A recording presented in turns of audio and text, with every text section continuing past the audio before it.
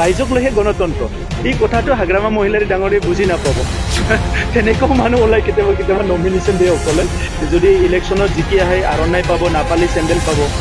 এতিয়া মই ক'ব বিচাৰিছোঁ যে হাগ্ৰামা মহিলাৰীয়ে নিজৰ দেৱাৰগাঁও সমষ্টিত এইবাৰ নিজিকে সঠিকভাৱে ৰূপায়ণ হ'লে আমাৰ গৰীব মানুহৰ কাৰণে যি আঁচনি দিয়া হৈছে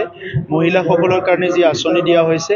যুৱ যুৱতীসকলৰ কাৰণে যিবিলাক আঁচনি দিয়া হৈছে এই আঁচনিবিলাক যদি 100% ৰূপায়ণ হয় আমাৰ প্ৰধানমন্ত্ৰী ডাঙৰীয়াৰ যিটো সপোন এখন বিকশিত দেশ গঢ়াৰ কাৰণে সেইটো বাস্তৱত ৰূপায়ণ হ'ব আৰু মুখ্যমন্ত্ৰী ডাঙৰীয়াৰ যিটো সপোন অসমখন ভাৰতৰ ভিতৰত 5খন শ্ৰেষ্ঠ ৰাজ্যৰ ভিতৰত এখন হ'ব সেইটো বাস্তৱত আমি দেখিবলৈ পাম গতিকে যদি ভাৰতবৰ্ষখন এখন বিকশিত দেশ হ'বলৈ গৈ আছে অসমখনো এখন উন্নত ৰাজ্য হ'বলৈ গৈ আছে বিটিআৰৰ 5খন জিলা পিছ পৰি থাকিলে নহ'ব গতিকে এই 5খন জিলাক আমি হেল্থ সেক্টৰত এডুকেশ্যন সেক্টৰত আমাৰ বিভিন্ন ইনফ্ৰাষ্ট্ৰাকচাৰ সেক্টৰত এগ্ৰিকালচাৰ সেক্টৰত এমপ্লয়মেণ্ট সেক্টৰত সবতো আমি আমাৰ বিটিআৰ চৰকাৰখনে কিছুমান ফ্লেগশ্বিপ প্ৰগ্ৰাম লৈ পেলাই আমি কাম কৰি আছোঁ গতিকে সেই প্ৰগ্ৰামবিলাক ৰাইজক আৰু বুজাই দিয়াটো দৰকাৰ আছে কাৰণ কেতিয়াবা অফিচাৰসকলে ভালকৈ বুজাব পাৰে কেতিয়াবা বুজাব নোৱাৰে আৰু সেইকাৰণে যেনেকৈ ৰূপায়ণ হ'ব লাগে তেনেকৈ ৰূপায়ণ নহয় বহুত সময়ত প্ৰশ্ন হয় এইটো আঁচনি ভালকৈ ৰূপায়ণ হোৱা নাই এইটো হোৱা নাই পিএমআইৰ ঘৰবিলাক আগৰ চৰকাৰৰ দিনত 2010ৰ পৰাই আধৰুৱা হৈ আছিলে এইবিলাক আমি সব শেষ কৰিলোঁ আৰু আমাৰ দিনত বহুতখিনি পিএমআইৰ ঘৰ বনালোঁ মাটি বাৰীৰ আজিও কৈ আছে যে বড়োলেণ্ডত মাটি বাৰী কিনা বেচা কৰিব নোৱাৰে কিন্তু কোনোদিনে মাটি বাৰী কিনা বেচাটো বন্ধ কৰিব লাগে বুলি কোনো অৰ্ডাৰ নাই আগতো নাছিলে এতিয়াও নাই কিন্তু কোনোবাই কৈ থাকে যে ইয়াতে মাটি বাৰী কিনিব নোৱাৰে বেচিব নোৱাৰে ক'ৰবাত অফিচত গ'লে মণ্ডলে কৈ দিয়ে তাৰ বেলেগ হয়তো ধান্দা থাকে ক'ৰবাত চাৰ্কল অফিচাৰে কৈ দিব তাৰ বেলেগ ধান্দা থাকিব পাৰে কিন্তু চৰকাৰীভাৱেতো কোনো মাটি কিনা বেচাৰ কোনো বাধা নাই যিবিলাক 2003 চনৰ আগত বসবাস কৰে সেইসকলক বনাফাইড চিটিজেন বুলি কোৱা হয় ইয়াত বেলেণ্ড ব্লকৰ এটা মেটাৰ আছে পিজিআৰ ভিজিআৰৰ এটা মেটাৰ আছিলে এতিয়া পিজিআৰ ভিজিআৰতো আমি যিসকল বসবাস কৰি আছে খিলঞ্জীয়া মানুহবিলাকক 1 বিঘা কৰি মাটি দিবলৈ গৈ আছোঁ গতিকে মাটি বাৰীৰ সমস্যা আগৰ পৰাই চলি আছে স্বাধীনতাৰ দিনৰ পৰা চলি আছে আগত বিপিএফ চৰকাৰতো চলিছে ইয়াৰ আগত বিপিএফ নাহা সময়ত যিবিলাক আছিলে তাতেও চলিছিলে এই প্ৰব্লেমবিলাক আমি এতিয়া বহুত শতাংশ সমাধান কৰি দিলোঁ কিন্তু ৰাইজে এই কথাবিলাক বুজি পাব লাগিব গতিকে সেইকাৰণে এই হিতাধিকাৰী সভাটো লোৱা হৈছে যাহাতে আমি ৰাইজক পুনৰ আমি কি ভাবিছোঁ মই কি ভাবিছোঁ বিটিচি চৰকাৰৰ দায়িত্বত থাকি এই কথাখিনিও ৰাইজক জনাবৰ কাৰণে আজি এই সভাটো লোৱা হৈছে আৰু বহুত সমষ্টিত সভাটো বহুত ছাকচেছ হৈছে চবেই ওলাই আহিছে আৰু ভাল এটা এৱাৰনেছ এটা চবৰো হৈছে নাই প্ৰতিক্ৰিয়া নাই ৱেলকামে কৰিম মানে অসমৰ মুখ্যমন্ত্ৰী ডাঙৰীয়াৰ আমাৰ কোনোবা জিলাত আহিব ইয়াত আৰু প্ৰতিক্ৰিয়াৰ কথা নাই আৰু তেখেত অহা মানে আমাৰ ভাল তেখেতে কিবা এটা ভাল এনাউন্স কৰিব বা কিবা এটা কাম কৰিব যেতিয়াই মুখ্যমন্ত্ৰী ডাঙৰীয়া আহিছে কোনোবা এটা অঞ্চলত কিবা এটা ভাল ঘোষণা কৰি থৈ গৈছে আমিতো বিচাৰোঁ আমাৰ চৰকাৰ অহাৰ আগত কেতিয়াবা মুখ্যমন্ত্ৰী আহিছিল নেকি শুক্লাই চেৰপাং বা নাওকাটা বা আমাৰ তামোলপুৰত আপোনালোকে কওকচোন বহুতে আপোনালোকে এই অঞ্চলটো বুজি পায় কোনদিনা মুখ্যমন্ত্ৰী আহিছিলে এতিয়া আমাৰ চৰকাৰৰ দিনতহে আহিছে মুখ্যমন্ত্ৰী ডাঙৰীয়া এতিয়া UPPL বিজেপি চৰকাৰ অহাৰ পিছত বহুতবাৰ মুখ্যমন্ত্ৰী আহিল ইভেন তামোলপুৰত প্ৰধানমন্ত্ৰী আহি গ'ল তামোলপুৰত প্ৰাক্তন ৰাষ্ট্ৰপতি ৰামনাথ কোবিন্দ ডাঙৰীয়া আহি গ'ল চ' আজি যিটো পৰিৱেশ দেশত আমি প্ৰধানমন্ত্ৰী নৰেন্দ্ৰ মোদী ডাঙৰীয়াক এইকাৰণে ধন্যবাদ জনাওঁ যে সবকে সাথ সবকে বিকাশ তেখেতৰ যিটো মন্ত্ৰ সেইটো বাস্তৱত ৰূপায়ণ হৈছে আৰু মুখ্যমন্ত্ৰী ডাঙৰীয়াই এই 4 তাৰিখে আহিব এনেকুৱা নহয় ইয়াৰ আগতো আহিছে ইয়াৰ পিছতো আহিব আৰু অসমৰ প্ৰত্যেকটো ৰাজ্যত তেখেতে ঘূৰি আছে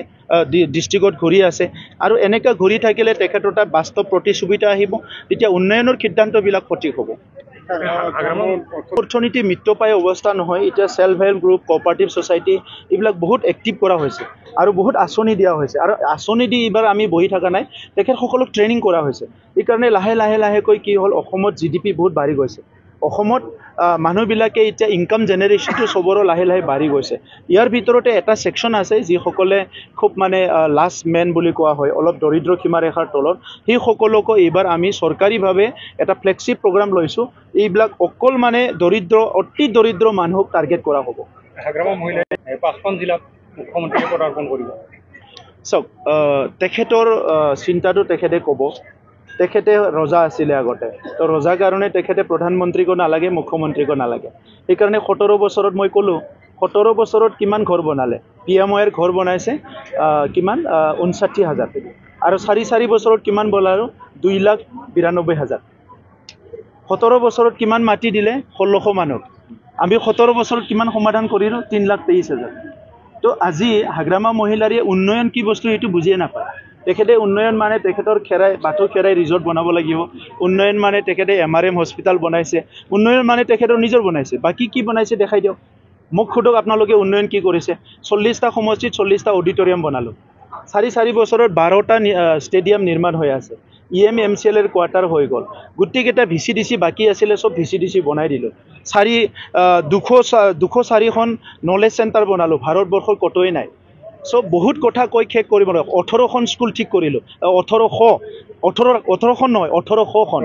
স্কুল ঠিক কৰিলো আৰু প্ৰত্যেকটো কলেজত 1 কোটি 2 কোটি 1 কোটি 2 কোটি টকা দিলো উপৰকুটি হাই স্কুলতো দিছো সো আজি হাগ্ৰামা মহিলাৰে ডাঙৰে উন্নয়নৰ সংজ্ঞাটোকে বুজি নাপায় উন্নয়নৰ কথা তেখেতে কি ক'ব অকলে কোনো নিৰ্বাচন নেখেলে ৰাইজক লৈ নিৰ্বাচন খেলে অকলে খেলিলেতো তাক পাগল বুলি ক'ব